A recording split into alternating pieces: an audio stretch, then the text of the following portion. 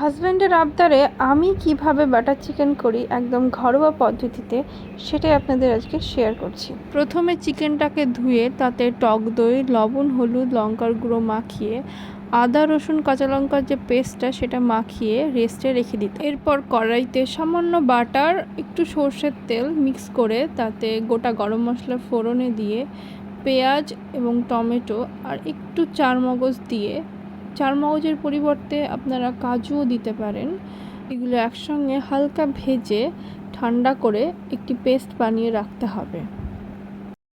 আবারও ওই কড়াইতে বাটার দিয়ে যে চিকেনটা রেস্টে রেখেছিলাম সেই চিকেনটাকে দিয়ে হাতে একটু সময় নিয়ে চিকেনটাকে যতক্ষণ না জল শুকিয়ে আসছে ততক্ষণ পর্যন্ত ভালোভাবে ফ্রাই করতে হবে। এবার চিকেনটা ফ্রাই করা হয়ে গেলে বুঝতেই পারবে তোমরা, তখন ওই পেস্টটা যেটা বেটে রেখেছিলাম আগে থেকে সেই পেস্টটা দিয়ে কষাতে হবে। এবারে কষানো হয়ে গেলে উপর থেকে আরও একটু বাটার দিয়ে সেটিকে নামিয়ে পরিবেশন করবেন।